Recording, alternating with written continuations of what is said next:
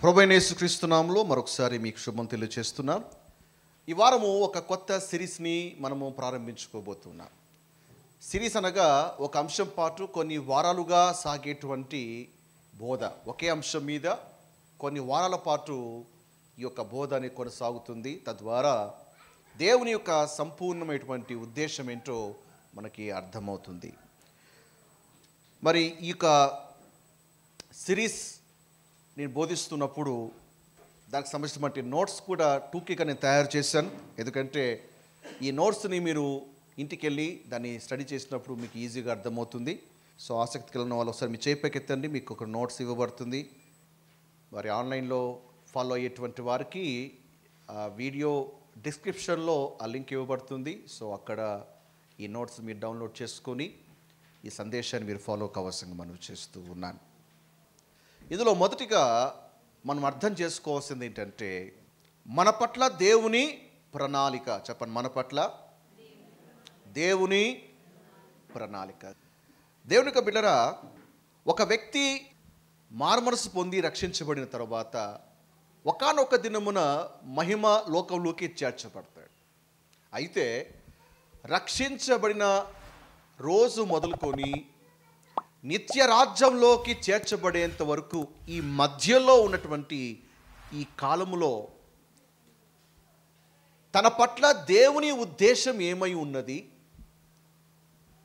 దేవుడు తన పట్ల ఎలాంటి చిత్తాన్ని కలిగి ఉన్నాడు, ఆ వ్యక్తి దేవుని కొరకు ఎలా జీవించాలి, ఇలాంటి ప్రశ్న ప్రతి క్రైస్తవుడు కూడా వేసుకోవాలి. లేకపోతే ఆ జీవితానికి అర్థం ఉండదు. గురి లేని జీవితము, లక్ష్యము లేని జీవితము అని చెప్పచ్చు. పౌలు అంటాడు, నేను గురి యొద్దకే పరిగెడుతున్నాను అంటాడు. అంటే తనకు ఒక గురి ఉంది, ఒక లక్ష్యం ఉంది, దాని వెంట పరిగెడుతున్నాడు, దాని కొరకు పరిగెడుతున్నాడు. ఈ లోకల్లో ఉన్నప్పుడు మన పట్ల కూడా గాడ్స్ ప్లాన్ అనేది ఒకటి ఉంది. అఫ్కోర్స్ ఉద్యోగం పట్ల, వివాహం పట్ల, పరిచర్య పట్ల ఇలాగ రకరకాల ఉద్దేశాలు దేవుడు కలిగి ఉన్నప్పటికీ ముఖ్యమైన ఉద్దేశం ఒకటి ఉంది. అదేంటో నువ్వు తెలుసుకోవాలి. మరి నా పట్ల దేవుని ఉద్దేశము ఎలా తెలుసుకోవాలి? రోమిల్ రాసిన పత్రిక 8వ అధ్యాయము 29వ వచనంలో దేవుని యొక్క వాక్యం అంటుంది, ఎందుకనగా తన కుమారుడు అనేక సహోదరుల్లో జ్యేష్ఠుడు ఉన్నట్లు దేవుడు ఎవరిని ముందుగా ఎరిగెనో వారు తన కుమారునితో సారూప్యము గలవారగుటకు వారిని ముందుగా నిర్ణయించెను. ఈ మాట గమనించాలి. తన కుమారునితో సారూప్యము గలవారగుటకు అంటే యేసుక్రీస్తు ఒక సారూప్యతలోకి మార్చబడాలి. ఇది దేవుని యొక్క సంకల్పం. అంటే నిత్యరాజ్యంలో నువ్వు చేర్చబడేంత వరకు ఈ భూమి మీద దేవుని యొక్క ప్రణాళిక, దేవుని యొక్క ఉద్దేశం నీ జీవితంలో ఏమై ఉన్నది అంటే నీవు ప్రతిరోజు ఆయన స్వారూప్యతలోకి మార్చబడుతూ రావాలి, ఆయన పోలికలోకి మార్చబడుతూ రావాలి. ఇది నీ పట్ల దేవుని యొక్క ఉద్దేశం. ఆమె చెప్పండి, అర్థమవుతుందా? ఇది నీ జీవితంలో ముఖ్యమైన లక్ష్యముగా పెట్టుకోవాలి. ఏంటా మెయిన్ గోల్? నేను క్రీస్తు ఒక సారూప్యతలోకి మార్చబడాలి. యేసుని నేను ఎదుర్కొనేంత వరకు, నిత్య రాజ్యములో నేను ఆయన ఎదుట నిలబడేంత వరకు నా అంతరంగ పురుషుడు ప్రతిరోజు కూడా క్రీస్తు స్వారూప్యను ధరించుకుంటూ రావాలి. క్రీస్తు ఒక పోలికలు, క్రీస్తు ఒక గుణగుణాలు, క్రీస్తు ఒక స్వభావము నాలో ఏర్పడాలి. ఇది నా జీవితంలో ముఖ్యమైన లక్ష్యము అని నువ్వు దాన్ని భావించాలి. చెప్పండి, దేవుని ఉద్దేశం నీ పట్ల ఏమై ఉన్నది? షీట్లో మొదటిది, నీ జీవితంలో దేవుని ప్రణాళిక ఏమిటి? ఆన్సర్ చెప్పండి, కుమారునితో సారూప్యము గలవానిగా ఉండుట. చెప్పండి, నేను యేసు ఒక్క సారూప్యములోనికి మార్చబడుట దేవుని చిత్తమై ఉన్నది. ఇది నా లక్ష్యమై ఉన్నది. మరి పాస్టర్ గారు, మరి మనం క్రీస్తు ఒక స్వారూప్యంలోకి మనము మార్చబడగలుగుతామా? అది అయ్యే పనేనా అని అంటే ఈ భూమి మీద ఉన్నంత వరకు పూర్తిగా సాధ్యం అవ్వదు. కానీ ఒకానొక దినమున మనము ప్రభు సన్నిధానంలో నిలబడినప్పుడు, ఆయన ప్రత్యక్షమైనప్పుడట, ఆయన ఎలాగైతే ఉన్నాడో అలాగ మనం కూడా మార్చబడతామంట. 1 యోహాను 3వ అధ్యాయము 2వ వచనం, ప్రియులారా, ఇప్పుడు మనము దేవుని పిల్లలమై ఉన్నాము, మనం ఇంకా ఏమవుదుమో అది ఇంకా ప్రత్యక్షపరచబడలేదు. ఆ మాట గమనించాలి. కానీ ఆయన ప్రత్యక్షమైనప్పుడు ఆయన ఉన్నట్టుగానే ఆయన చూతుము గనుక ఆయనను పోలి యుందుమని ఎరుగుదుము. అంటే ఆయన ప్రత్యక్షమైనప్పుడు, అంటే ఆయన వచ్చినప్పుడైనా సరే, లేదా మనమే ఆయన ఎదుట నిలబడినప్పుడు ఆయన ఏ విధంగా అయితే ఉన్నాడో మనం కూడా ఆ విధంగా ఉండబోతూ ఉన్నాం. హల్లెలూయా. అంటే ఈ యొక్క కంప్లీట్ ప్రాసెస్ ఎప్పుడు ముగుస్తుంది అంటే మనము యేసు ఎదుట నిలబడినప్పుడు ముగుస్తుంది. అంటే అంతవరకు రోజు నీలో మార్పు చెందుతూ రావాలి, క్రమక్రమంగా మార్పు చెందుతూ రావాలి. ఈ ప్రక్రియ ఎప్పుడు పూర్తవుతుందంటే యేసు ప్రత్యక్షమైనప్పుడు పూర్తవుతుంది. నమాలు మీకు అర్థమవుతుందా? We're not perfect but we're running towards the perfection. మనం సంపూర్ణంగా లేము. క్రీస్తు ఒక స్వారూప్యత మనలో పూర్తిగా ఏర్పడలేదు. కానీ ఏర్పడుటకు మనం రోజు ప్రయత్నిస్తున్నాము, సాధన చేస్తూ ఉన్నాము. ఈ సాధన ఎప్పుడు పూర్తవుతుందంటే యేసు అగపన్నప్పుడు అప్పుడు పూర్తవుతుంది. కాబట్టి మనము ఒక అభ్యాస ప్రక్రియలో ఉన్నాం. We're in the changing process. పక్కన చెప్పండి, మనము క్రీస్తు స్వారూప్యతలోకి మార్చబడే అభ్యాస ప్రక్రియలో ఉన్నాము.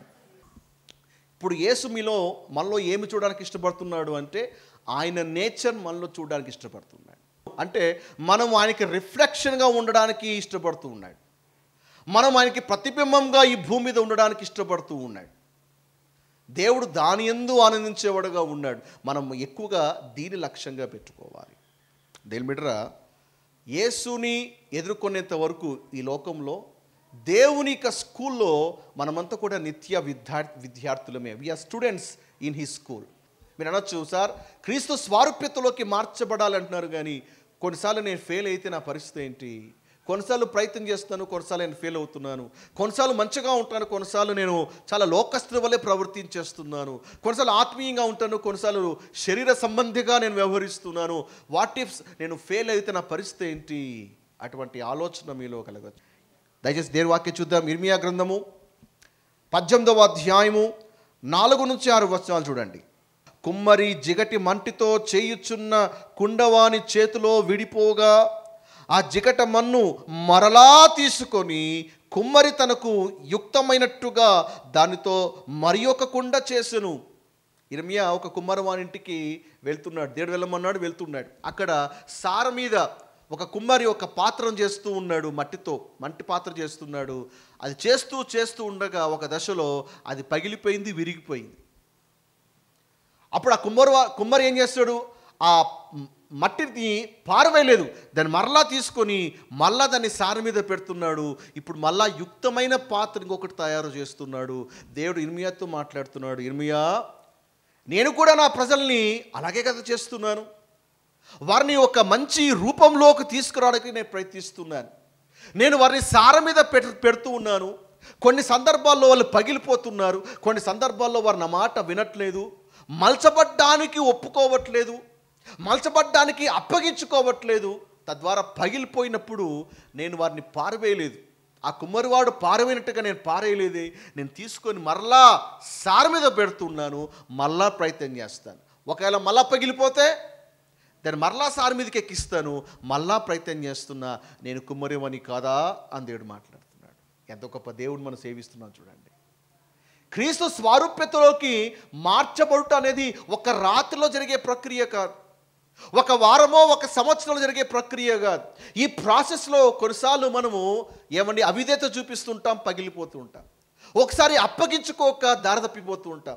ఒకసారి మరి తిరుగుబాటు చేస్తూ పాపంలో పడిపోయేసి ఆయన చేతిలోకి అప్పగించుకోకుండా మనము విరిగిపోతూ ఉంటాం. కానీ దేవుడు ఎలాంటి వాడు తెలుసా? అయినా ఆ పాత్రను కోరుకునేవాడు. స్తోత్రం చెప్పండి. ఆయన ఆ పాత్రను పగిలిపోయినా కోరుకునేవాడు, విరిగిపోయినా కోరుకునేవాడు. కుమ్మరి ఎంతవరకు పాత్రను విడిచిపెట్టో తెలుసా? తాను ఏ రూపంలో అయితే మట్టి ఉండాలని కోరుకుంటున్నాడో ఆ రూపంలోకి వచ్చేంత వరకు ఆ కుమ్మరి ఆ మంటిని ఆయన పారవేసేవాడు కాడు. స్తోత్రం చెప్పండి ఒకసారి.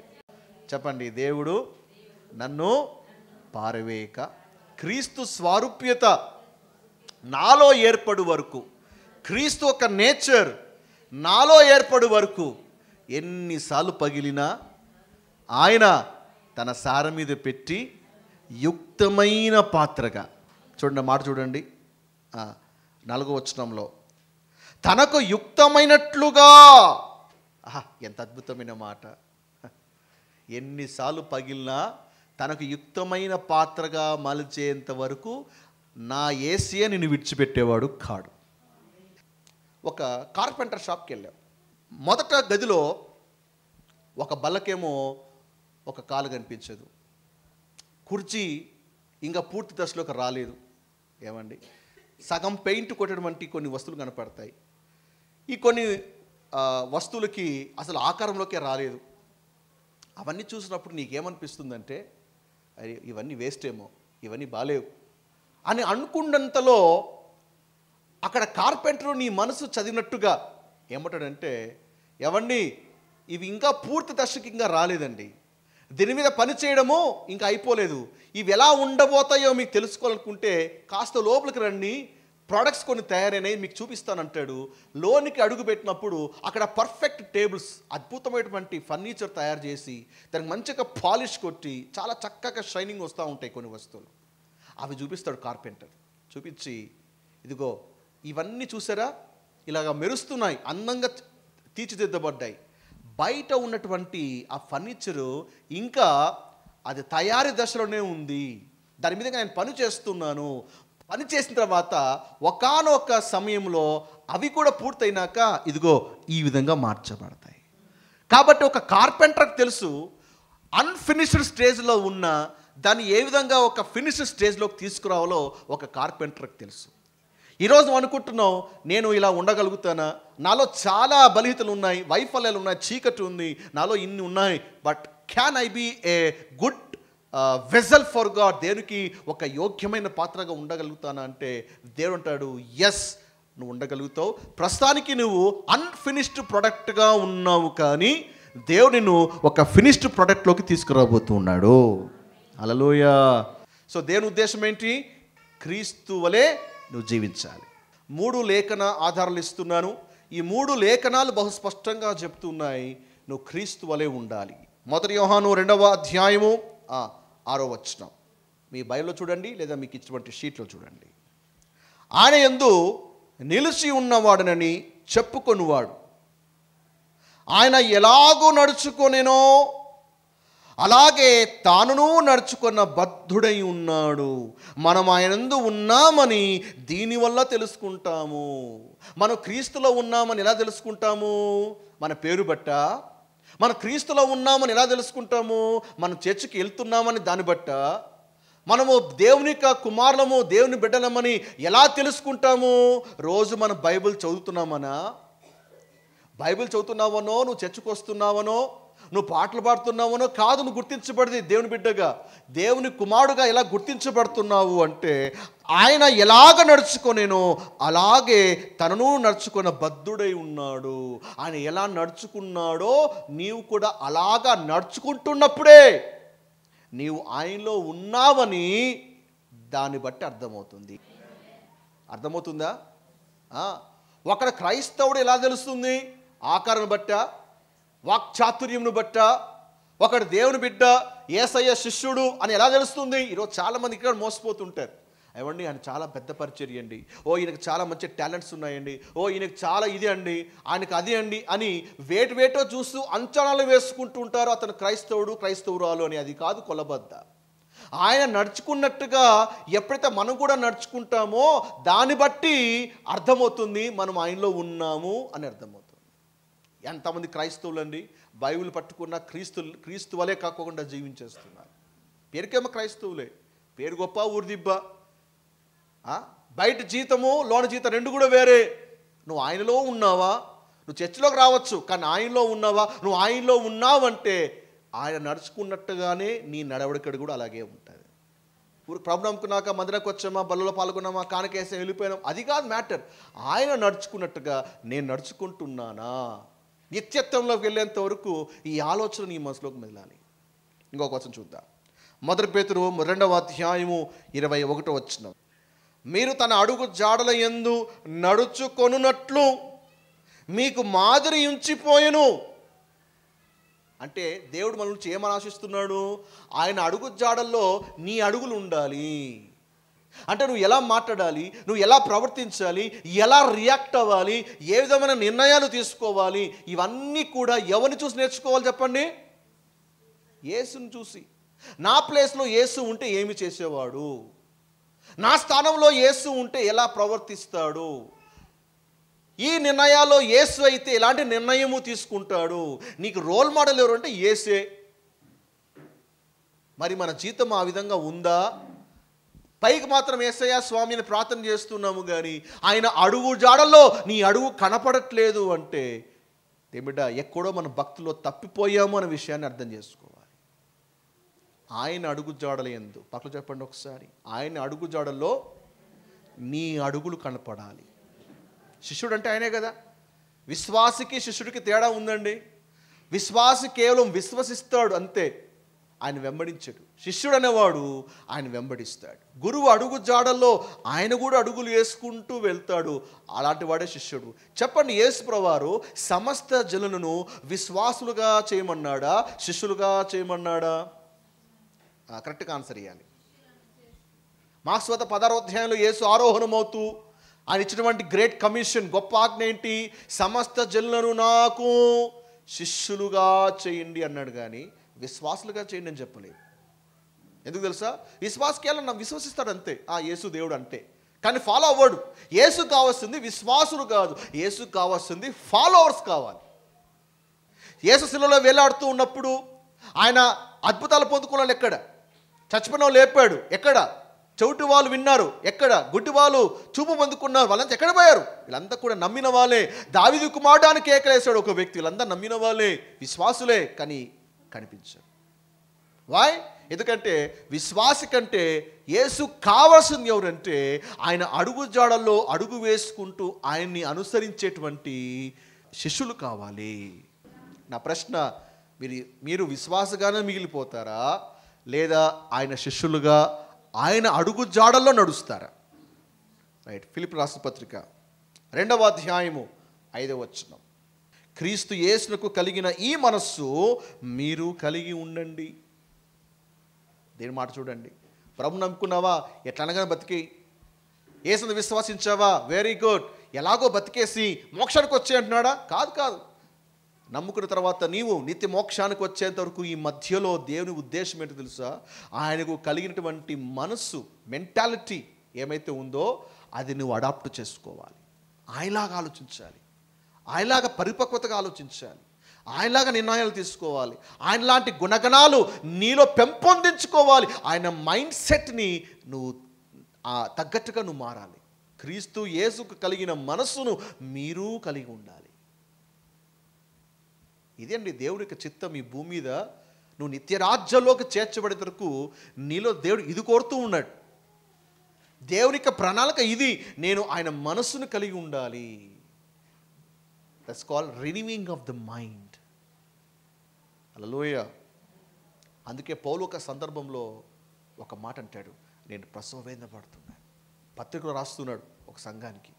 ఎందుకు తెలుసా? అప్పటికే పౌలు చాలామంది విశ్వాసుని ప్రభువులో నడిపించాడు. అందరితో సంతోషించలేదు పౌలు. అంటున్నాడు, ప్రసవేదన పడుతున్నా. ఎందుకు? నా పిల్లారా, క్రీస్తు స్వరూపము మీ అందు ఏర్పడు వరకు, క్రీస్తు స్వరూపము మీ అందు ఏర్పడు వరకు మీ విషయమై మరలా నాకు ప్రసవేదన కలుగుచున్నది. అంటే ఆత్మలు రక్షించటంలోనే ఆనందం లేదు పౌలుకి. ప్రభులోకి వచ్చిన వాళ్ళు క్రీస్తు స్వరూపంలోకి మార్చబడాలి అని పౌలు ఒక భారమై ఉన్నది. ఎంతటి గొప్ప భారము చూడండి. ప్రభులోకి రావడం ఒక ఎత్తు అయితే, వచ్చిన నీవు ఆయన స్వారూప్యతలోకి మార్చబడాలి. అది ఇంపార్టెంట్. అది ప్రపంచంలో సంఘాలన్నీ కూడా చాలా కొత్త వ్యక్తులతో నింపబడుతున్నాయి. కానీ బాధాకరమైన విషయం ఏంటో తెలుసా? సంఘాలన్నీ నింపబడుతున్నాయి కానీ క్రీస్తు స్వారూప్యత వాళ్ళు ఏర్పడక వాళ్ళు ఇంకా పసిబిడ్డలుగానే ఉండిపోయారు. ఆత్మీయంగా ఎదగలేక ఎదుగుదల ఆగిపోయింది. క్రీస్తు ఒక నేచర్ వాళ్ళు కనిపించలేదు. ఎప్పుడైతే గ్రోత్ స్టాప్ అవుతుందో ఇట్స్ వెరీ పెయిన్ఫుల్. ఒక బిడ్డ పుట్టి 10 ఏళ్ళైనా ఎదుగుదల లేకపోతే తల్లిదండ్రికి ఎంత వేదనగా ఉంటుందో ఆలోచించండి. 20 ఏళ్ళైనా కూడా ఇంకా పసిబాళ్ళుగా ఉంటే ఎంత వేదన. కొన్ని నెలల కిందట ఒక అన్యుడు మాతోకి వచ్చి, సార్ మా ఇంటికి వచ్చి ప్రార్థన చేయండి. అప్పుడు యూకే నుంచి విజిటర్స్ వచ్చారు. సో మేమంతా కలిసి వెహికల్లో వెళ్ళి వాళ్ళ ఇల్లు దర్శించాం. ఆ ఇంట్లో ఒక బాలుడు ఉన్నాడు, చాలా చిన్నగా ఉన్నాడు. చూస్తే ఆ బాబు ఏజ్ ఒక 2-3 years అని అనుకోవచ్చు. కానీ ఆ ఇంటి వాళ్ళు చెప్పారు, ఇప్పుడు మా బాబుకి 9 years అండి. 9 years ఏమైంది? గ్రోత్ స్టాప్ అయిందండి. ఇద్దరు కళ్ళు నీళ్ళు పెట్టుకున్నారు. మా బాధ్యతగా ప్రార్థన అయితే చేసాం, కానీ ఆ తల్లిదండ్రులు కల్లో నీళ్లు పెట్టుకున్నప్పుడు నాకు ఒక్క విషయం అర్థమైంది. అలాగే చాలామంది ప్రభులోకి వచ్చినాక ఇంకా స్పిరిచువల్గా క్రీస్తు స్వారూప్యతలోకి మార్చబడక గ్రోత్లో ఎక్కడో స్టాప్ అయిపోయారు. ఆ తండ్రికి ఎంత వేదన ఉంటుంది. దయబిడ్డ, ఒక పాస్టర్గా మేము కూడా ఏం కోరుతామంటే సంఘం విశ్వాసుల్ని మీ సంఘంలోకి రావడము మాత్రమే కాదు ఆనందము, వచ్చిన మీరు ఆయన స్వారూప్యతలోకి మార్చబడాలి, ఆయన నేచర్లోకి మార్చబడాలి, ఆయన గుణగుణాలు మీలో కనపడాలి. ఎప్పుడైతే ఆయన రిఫ్లెక్షన్ మీలో కనపడుతుందో అది గొప్ప ఆనందాన్ని కలుగజేస్తుంది. హల్లెలూయా. జోనాథన్ ఎడ్వర్డ్ అని ఒక మిషనరీ గురించి మీరు చదవాలండి. అంత గొప్పగా సేవ చేస్తున్నప్పుడు, ఆయన భార్య బతికున్నప్పుడు ఆయన భార్య ఇంతో ఒక మాట అంటది. ఏమని? వార్తాపత్రికల్లో మీ గురించి ఒక మాట రాశారండి, ఈయన అపోస్తుల్లో ఒక్కడి వల్ల సేవ చేస్తున్నారు అని రాశారండి. మిమ్మల్ని అపోస్తులుగా గుర్తిస్తున్నారు అని అంటే జోనాథన్ ఎడ్వర్డ్లో ఎలాంటి చల్లంగా అనిపించలేదు. ఏమండి, సంతోషంగా లేదా? ఒకప్పుడు మనల్ని ఎవరు గుర్తించలేదు, కానీ ఇప్పుడు అపోస్తులుగా గుర్తిస్తున్నారు చాలామంది. బైబిల్లో చాలామంది సేవకులతో పోలుస్తారు. అలాంటి పరిచయం మీరు చేస్తున్నారు. సంతోషం కాదా అంటే జోనాథన్ ఎడ్వర్డ్ అంటాడు, నేను అపోస్తులుగా వలె కాదు, I don't want to be like a Paul. I don't want to be like an other apostle. I want to be like Christ. నేను క్రీస్తు వలె ఉండడానికి నేను ఇష్టపడుతున్నాను. ఆయన బోధలు విని ఆయన అడుగు జాడల్లో అడుగు వేసుకుంటూ నేను నడుచుకుంటూ నేను వెళ్తున్నాను. నేను అలా గుర్తించబడడానికి ఇష్టపడుతున్నా. I want to be like Christ, not like any other disciple. నాకు ఇతరు ఎవరు కొలబద్దగా ఉండకూడదు, నాకు క్రీస్తే కొలబద్దగా ఉండాలి. ఎస్, చాలామంది పత్రికలు రాశారు, వాళ్ళని అభిమానిస్తున్నా, కానీ నాకు రోల్ మోడల్ ఎవరంటే నా యేసుక్రీస్తే అని జోనాథన్ ఎడ్వర్డ్ చెప్తాడన్నమాట. ఆహా, ఎంత గొప్ప మాట. ఇప్పుడు నా ప్రశ్న, ఎంతమంది మీరు ఆయన స్వారూప్యతలోకి మార్చబడాలని ఆశపడుతున్నారు? ఆశ ఉంటే చేయతేనే ఏం పర్లేదు, ఎందుకంటే మన సిరీస్ దీని మీదే సాగుతుంది. యేసు స్వారూప్యతలోకి మార్చబడాలి అంటే ప్రతి వారము కొంచెంగా నేను టాపిక్ టీచ్ చేస్తాను. మీకు ఎందుకు నోట్స్ ఇచ్చానంటే ఇంటికి వెళ్ళి దాన్ని స్టడీ చేయాలి, దాన్ని ఆచరణలో పెట్టాలి. యేసు ఒక క్యారెక్టర్ గురించి, అలాగే బైబిల్లో చాలామంది క్యారెక్టర్ గురించి మనం స్టడీ చేస్తూ మనము చాలా విషయాలు మనం నేర్చుకోబోతున్నాం. ఏమేన్? ఈ క్రీస్తు స్వారూప్యతలోకి మార్చబడాలంటే ఏం చేయాలి? నువ్వు పరిశుద్ధాత్మ దేవుని మీద ఆధారపడాలి. చెప్పండి, దేని మీద? Only with the help of the Holy Spirit you can be like Christ. దేని వాక్యం చూద్దాం. 2 కొరింథీ 3:18 మనమందరము ముసుగులేని ముఖముతో ప్రభు యొక్క మహిమను అద్దము వలె ప్రతిఫలింపచేయుచు మహిమ నుండి అధిక మహిమను పొందుచు ప్రభువగు ఆత్మ చేత ఆ పోలికగానే మార్చబడుచున్నాము. ఆ మాట గమనించాలి. ప్రభువగు ఆత్మ చేత ఆ పోలికగానే మార్చబడుచున్నాము. So only with the help of the Holy Spirit you can be transformed into the image of Christ. Holy Spirit సహాయము లేకోకుండా క్రీస్తు ఒక నేచర్ అనేది నీలో డెవలప్ కాదు. నీ సొంతంగా మంచివాడుగా ఉండాలనుకుంటే కొన్ని రోజులు ఉంటూ పడిపోతావు. నువ్వు స్వదాగా ప్రయత్నం చేసి నువ్వు నిలబడాలనుకుంటే నిలబడలేవు. ఆ తర్వాత ఎక్కడో చోట వీక్ అయిపోతావు. అందుకే నీకు పరిశుద్ధాత్మ దేవుడు ఇవ్వబడ్డాడు. అందుకే పరిశుద్ధాత్మ దేవుడు నీకు అనుగ్రహించబడ్డాడు. చాలామంది క్రైస్తవ జీవితాల్లో పరిశుద్ధాత్మ దేవుడు అంటే చాలామందికి తెలియదు. ఆయన పేరు విన్నారు అంతే. ఆయన ఎవరు, ఆయన ఏం చేస్తాడు, ఆయన వల్ల మనకు వచ్చే ఉపయోగాలు ఏంటి, క్రైస్తవ జీవితంలో ఆయనకు ఏ విధంగా సహాయం చేస్తాడు, ఇవేవి కూడా తెలుసుకోలేక పోవడం వల్లే చాలామంది జై క్రైస్తవ జీవితం జీవించలేకపోతున్నారు. సో హోలీ స్పిరిట్ గురించి నీకు తెలియలేదు అంటే నా యూట్యూబ్ ఛానల్లో ఈ టాపిక్ మీద టీచ్ చేశాను. పరిశుద్ధాత్మ దేవుడు ఎవరు, త్రిత్వములో ముగ్గురా ఒకరా, తండ్రి ఎవరు, కుమారుడు ఎవరు, పరిశుద్ధాత్మ దేవుడు ఎవరు, ముగ్గురు దేవుళ్ళా లేదా త్రియేక దేవుడా, ఈ టాపిక్తో స్టార్ట్ చేస్తూ ఒక 12 పార్ట్స్ చాలా ఇన్డెప్త్గా నేను టీచ్ చేశాను. ఆ లింక్ కూడా నేను మీకు ఇస్తాను. సో దాన్ని ఫాలో అవ్వండి. హోలీ స్పిరిట్ మీద బాగా తెలుసుకునే ప్రయత్నం చేయి. నా మాట మీకు అర్థమవుతుందా? సో హోలీ స్పిరిట్ లేకోకుండా నువ్వు ఆయన స్వరూపతలోకి నువ్వు మార్చబడలేవు. నా మాట మీకు అర్థమవుతుందా? చెప్పండి, చేయి పైన ఒకసారి. పరిశుద్ధాత్మ దేవ, నీ వలన మాత్రమే ఆయన పోలికలోకి మార్చబడుట సాధ్యమవుతుంది. పరిశుద్ధాత్మ దేవ, నీ వల్ల మాత్రమే ఆయన పోలికలో నేను మార్చబడగలుగుతాను. పరిశుద్ధాత్మ, నీ సహాయము నాకెంతో అవసరమో. ఆమేన్. నేర్చుకుంటారా? రైట్. సో ఇంత షార్ట్ టాపిక్ ఇది. నెక్స్ట్ సండే క్రీస్తు ఒక క్యారెక్టర్ని గురించి మనం స్టడీ చేయబోతున్నాం. Okay, God bless you. దేవుడు మిమ్మల్ని దీవించును గాక.